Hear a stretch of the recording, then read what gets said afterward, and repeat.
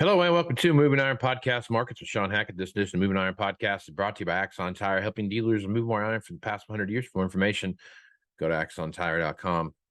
Shawn, are you a big fan of work gloves?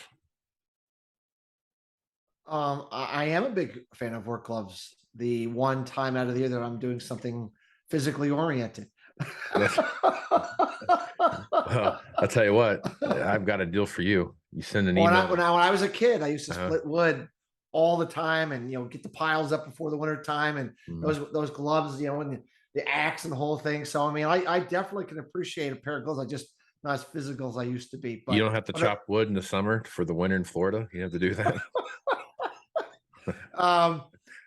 I could chop wood, but need a fireplace to do it. Yeah. You don't have like the fire pit out back.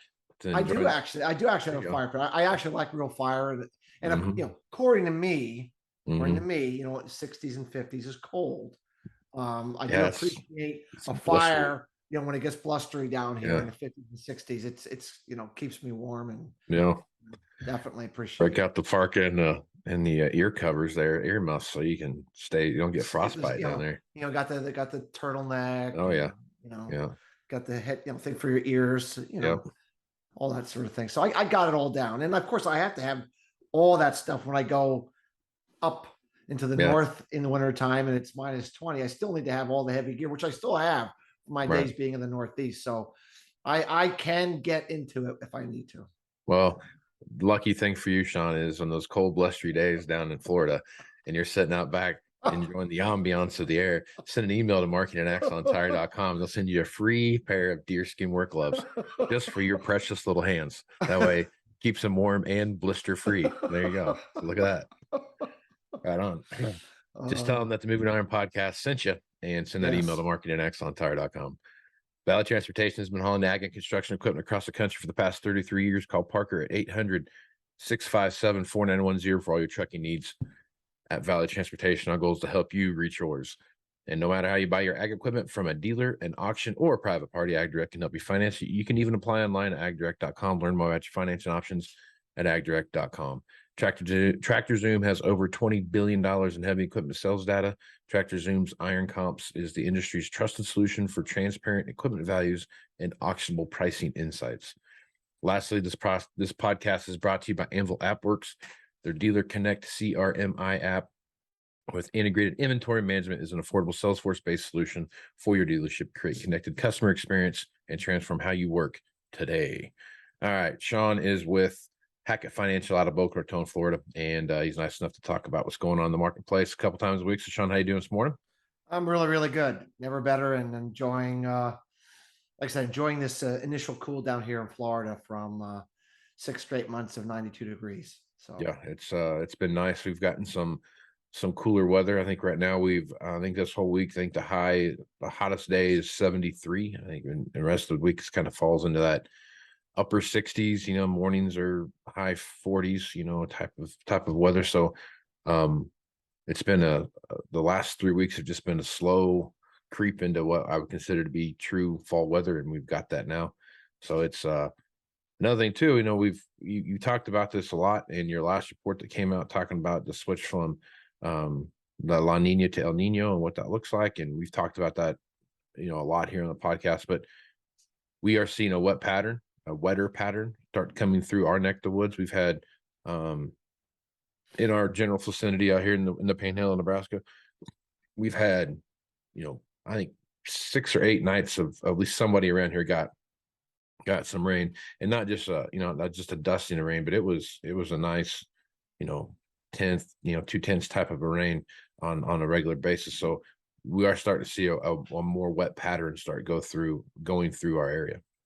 Well, and we try to describe the idea that even though technically La Nina is still with us for a little while longer, that you'll start to see these El Nino patterns starting to show up in various parts of the world before even you get the official, sign that La Nina's gone. That's what happens when you get in the late second year of a La Nina. You start to get a change before the change is actually evident in the sea surface temperatures. And I always try. Everyone thinks that it's just a switch you turn on and off, and it really isn't. It's a transition, and most of the time you will get El Nino reverberations before the actual designation that El Nino's with us. And I think we're starting to see a little bit of that. And as time goes on, you'll get more and more of that. And then somewhere as we get into the first, second quarter of 23, you're going to get, we are in El Nino. You're going to get the designation that we're there, and you're going to see all these wonderful red temperatures in the Central Pacific. But definitely we're starting to see some changes. Look at Brazil, all kinds of rainfall so far this year. And, last year they didn't have anything at all. So, some places still hanging on to some La Nina wet weather, but the point is definitely getting a more bifurcated weather pattern than just hardcore La Nina like we had last year. Right. So, if La Nina, El Nino were a light switch, it would just be stuck in one place if my kids were controlling it, because they can only turn it on. They can't turn it off. So it's awesome. Good times. All right, let's talk about wheat for a second here. We've seen some reports come out of Russia, and we've seen some reports obviously come out of Ukraine about what's going on there.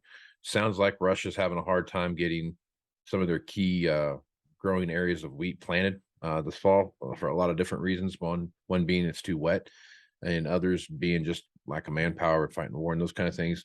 We're seeing reports come out of Ukraine that their wheat seeding is behind from where it was a year ago, which, shocker, you would expect that. I guess looking at where we're at now in the U.S. with the dryness that we see in the wheat belt of the U.S., coupled with, Putin's made it pretty clear that the November time frame for these different portals being open so they can, or corridors being open so they can run wheat cargoes and those kind of things, grain cargoes out of the Black Sea. Sounds like that's going to close here pretty rapidly. What are your thoughts on wheat, and how do you see that developing here going through the end of the year? And we've put a lot of Russia premium back on. I mean, we were down at 7.5 on Chicago Board Trade wheat. Now we're at near 9.5 or 9.5. So we've put $2 on, Casey, and we had kind of warned that we turned pretty favorable wheat late July into early August, as you know. We saw good value there at 9.5. Could see 10. I don't know. I'm not terribly excited about the price needing to do more. I'm sure, I don't think we're the only ones that think that maybe this corridor deal is going to break down and maybe halt things, but they have shipped a lot of product out, Casey. I mean, quite frankly, a lot more product than most people thought they were going to do in the entire year, and they've already done it. So I kind of feel we're at a point where most, unless Russia escalates this by, there's a lot of fear over nuclear weapons being used by Russia, and should that happen, and it throws that whole region into an escalating chaotic period, that could be a new accelerant to higher wheat prices and fear over that sort of thing. But absent that, I think most of the upside in wheat, let's say this $9.5 to $10 upside target, I think it's factored most of it in. And I think unless we get a further escalation, it's going to be about weather. How's the weather going to play out?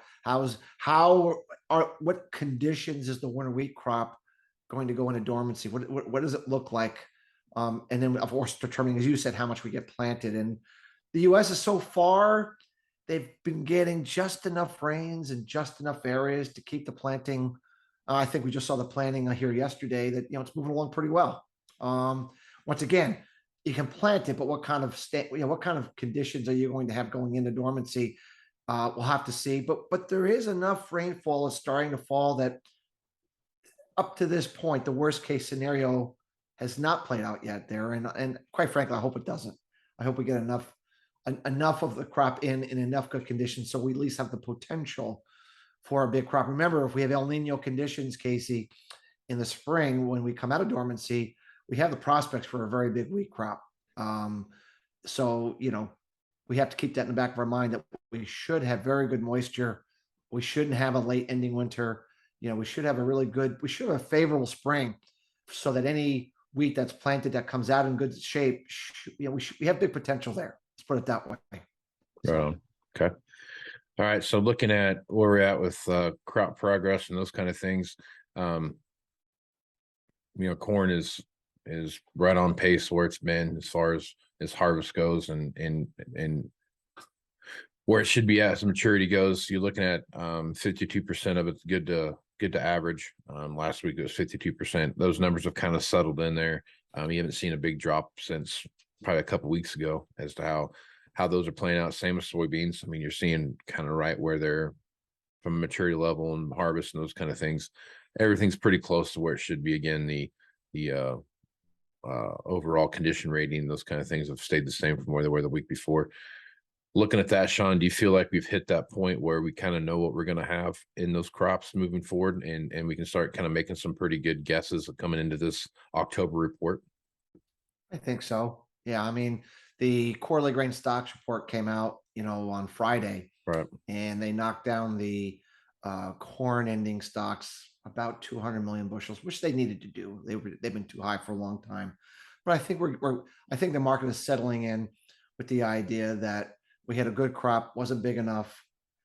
We're not really going to have anything left over in ending stocks, and we're going to need to have a big crop down in South America to get us over the hump and hopefully have a good crop next year as El Nino kicks in. So I think the market is pretty much well. Remember, corn got down to like 560, 570 at the early August low. So we put a $1.20 up based upon the crops okay, but not great. Ending stocks not building much. I think we've done most of what we're going to do there. So once again, like wheat, it's all about South American weather now. And so far, Brazil looks fantastic. Argentina, not as good. But I think when it comes to the corn and soybeans, the market's really keying on Brazil. I mean, they're the big dog when it comes to exports for corn, and they're the big dog when it comes to exports for soybeans.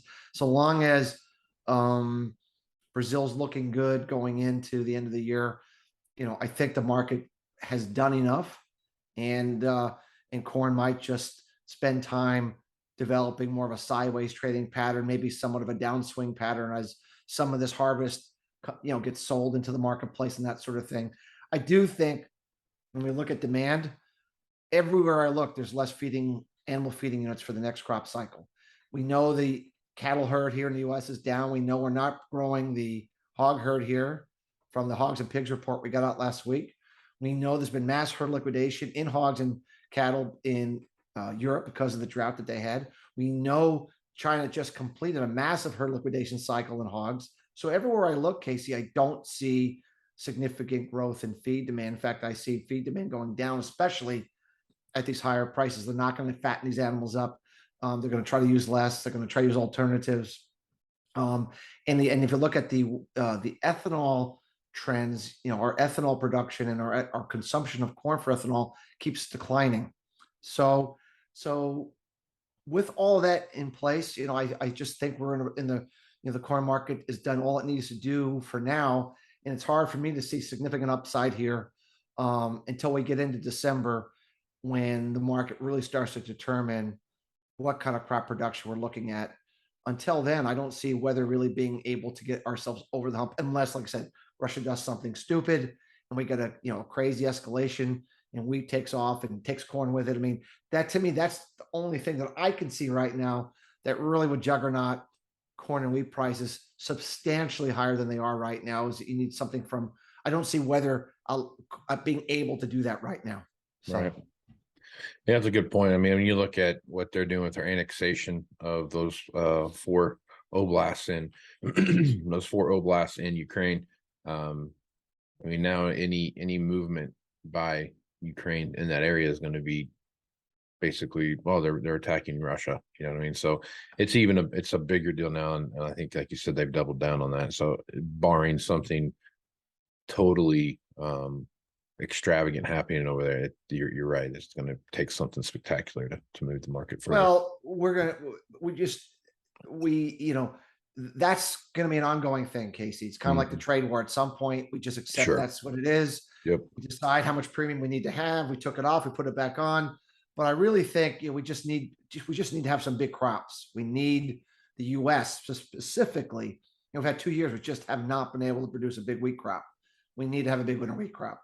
If we do that, whatever happens over there should be contained. And we do know Russia had a big crop this year. I think some of the estimates are up there around 100 million metric tons, 95 million metric tons Right. from some of the sharper guys out there that measure the crop. And so, they had a monster crop, and that is offsetting a lot of the reduced output and reduced exports out of Ukraine, despite the fact that they've gotten some product out with the corridor deal. So it's a mixed bag. I think it was justified to put some Russia premium back on, but I don't, like I said, I don't think it's justified to do much more than unless we just aren't able to grow, unless we just have problems with the winter wheat crop coming out of dormancy next spring. But that's a long time from now to then. And because, last winter we were worried about a polar vortex winter, Sure.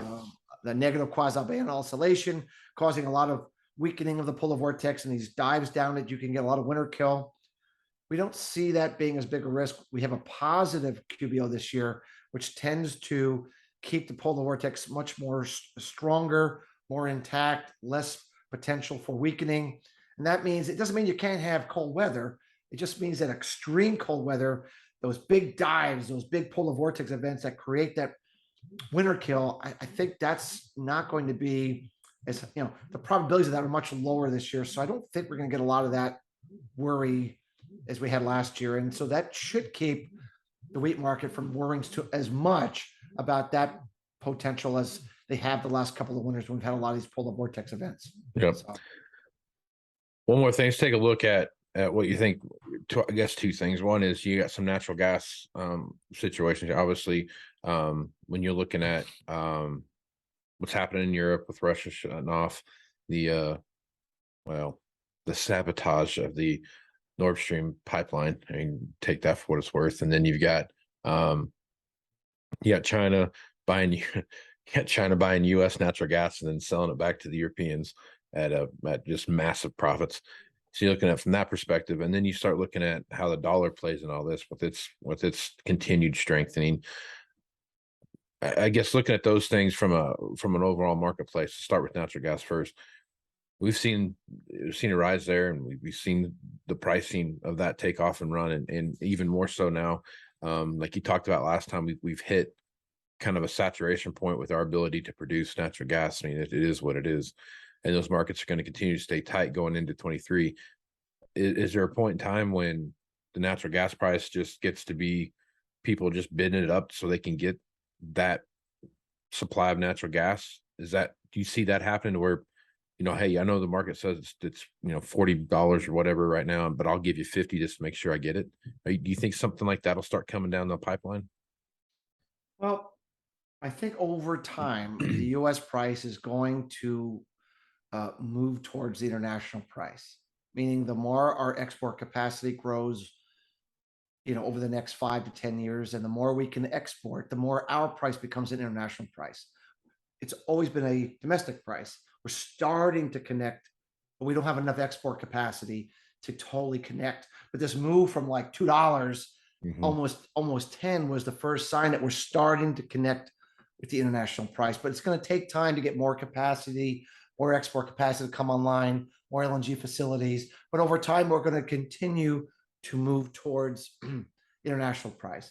We can grow production here. We will grow production here with prices this high. And it seems the world has accepted the fact that maybe they've gone a little too quickly on this no fossil fuel over to, some other energy source that has yet to be determined. And they view natural gas as the bridge energy source to buy time until that energy source is found, whether it's hydrogen cells or fuel cells or whatever the next iteration is. When I look at natural gas and crude oil, there's a couple of things that I think about as we move into the end of the year. First is, remember the LNG terminal, the Freeport terminal that got shut down because of the fire that took all that export capacity that backed up supplies, has kept LNG depressed, or our price more depressed than it would otherwise have been. We're in the shoulder season. We're not too hot. We're not too cold, meaning we're using the least amount of natural gas, as we always do in September, October. That allows for big injections in the storage. I think last week we injected over 101 into storage, which was a big injection month. So that's depressing the price. We're down to 6.5, 680, down from 9 and change. But last time I checked, winter is coming, and we will begin the drawdown cycle.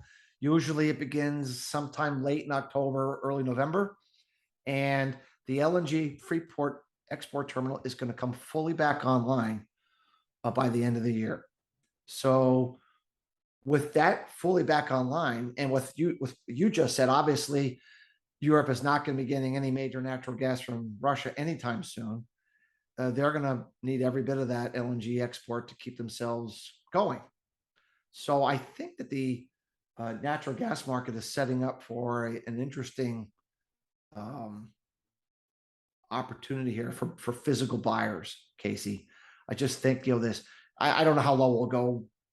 Natural gas is very, very volatile, but I think this period from now into the end of October, while LNG, the export terminal is still offline, and while we still don't have a lot of demand, there's an opportunity here for physical buyers of natural gas to get gas on the cheap. So if I'm a physical buyer of LNG, if I'm a physical buyer of propane, a derivative of natural gas, if I'm a buyer of, if I'm a fertilizer plant that needs natural gas to make fertilizer, I just think there's an opportunity here, because I don't think the natural gas price can withstand or stay down in this, let's say 5.5 to 6.5 area once we get into the wintertime and that Freeport exports fire back on. I just don't think this is going to a sustainable level. Now, getting to crude oil, we've talked about this before.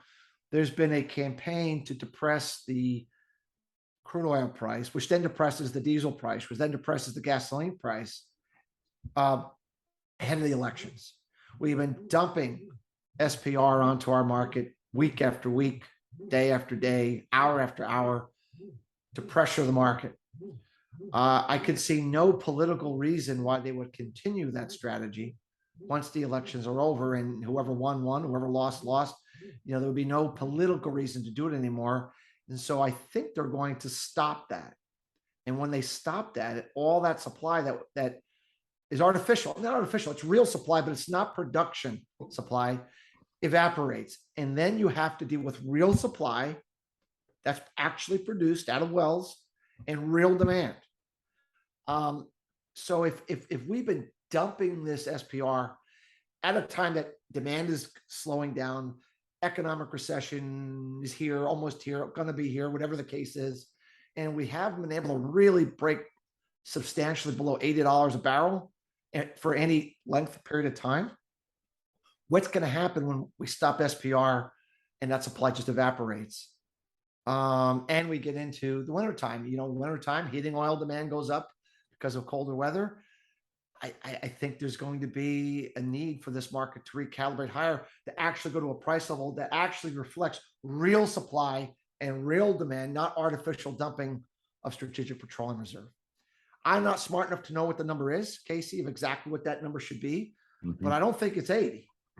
Maybe I don't think it's 150, but it's something considerably higher. So once again, if I'm a physical buyer of diesel, heating oil, if I'm a physical buyer of gasoline, if I'm a physical buyer of crude, for any reason, energy needs, I think this next 30 days leading into the election offers a pretty good opportunity to get yourself, tightened and buttoned up here at a level that's still not great historically, but from where we were, it's a significant discount. So I really think, and by the way, we're not energy experts, we're ag experts, but I think that thesis, at least to us, makes a lot of sense. And I think for those that are listening that are in the need for energy, I think that's a pretty good outlook on what I think is going to happen, kind of a boomerang effect for both markets as we get past the elections and into December and beyond. I think there's potential for a boomerang up in energy markets for